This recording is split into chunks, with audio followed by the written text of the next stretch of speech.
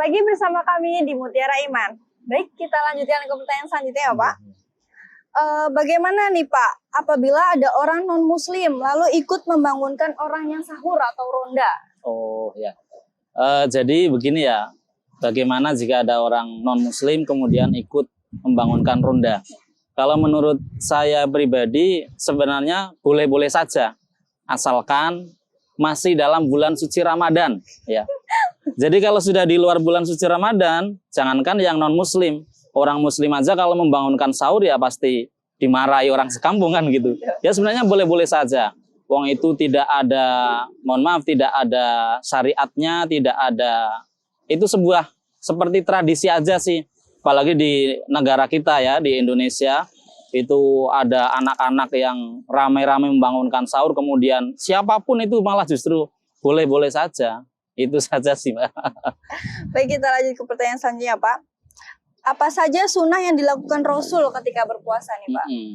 Jadi begini ya, lebih kompleksnya lagi dalam bulan puasa itu. Banyak sunnah-sunnah Nabi Muhammad SAW yang dilakukan di dalam bulan suci Ramadan.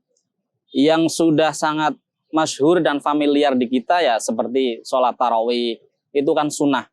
Dan itu hampir semua orang, mohon maaf, walaupun mungkin di luar bulan suci Ramadan tidak pernah ke masjid, tidak pernah ke musola, ketika bulan suci Ramadan ya berbondong-bondong ke masjid, ke musola untuk menjalankan kesunahan.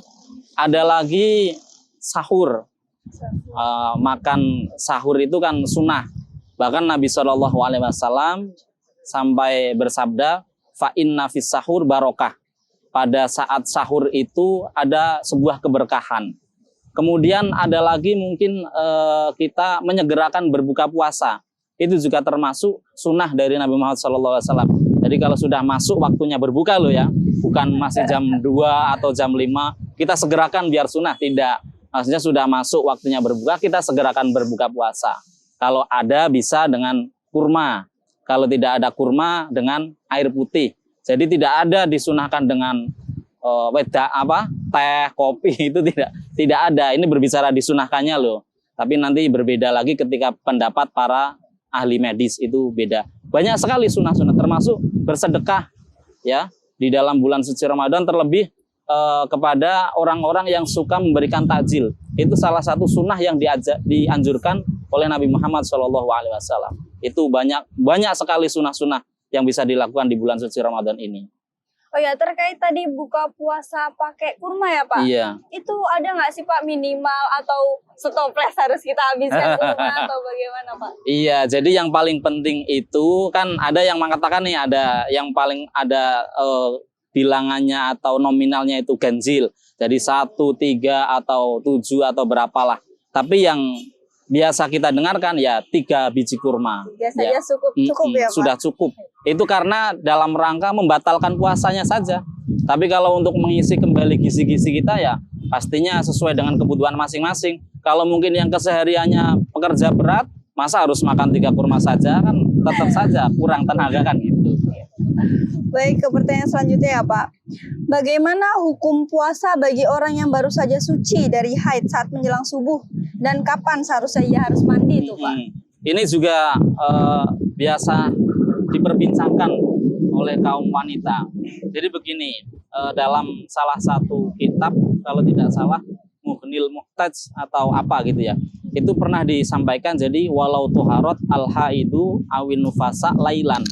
Jadi ketika ada orang yang haid atau nifas atau bahkan junub pada malam hari, kemudian menjelang fajar ya, dan orang itu lalu dilanjut untuk berpuasa, maka sah puasanya dan memang harus berpuasa ya. Terus pertanyaannya lah, walaupun mandinya habis subuh gitu, tidak masalah, karena posisi saat itu adalah sudah tidak lagi haid, tidak lagi nifas, tidak lagi junub ya, walaupun mandinya itu nanti setelah subuh. Artinya tetap kita untuk hati-hati ya, para kaum wanita itu juga harus kan bisa mengira-ngira sendiri, oh malam ini saya mungkin sudah tidak terlalu banyak haidnya, ya bisa dicek atau bagaimana lah cara masing-masing. Oh berarti besok saya sudah bisa puasa. Jangan sampai mepet seperti itu. Toh kalau misalkan kita taunya sudah mepet menjelang fajar, nanti tidak sahur, besoknya nanti alasan lagi, aduh tadi malam saya tidak sahur, nggak puasa dulu aja, saya belum suci juga, nanti malah seperti itu. Tapi garis pentingnya adalah tetap harus berpuasa walaupun belum mandi, dan puasanya dihukumi sah, begitu Mbak. Berarti baik lagi ke kita sendiri ya Pak, Iya, kita bisa betul. mengecek, atau kan kita yang Iya, paham sendiri ya, jangan malah kita sengajakan gitu ya Iya. Pak.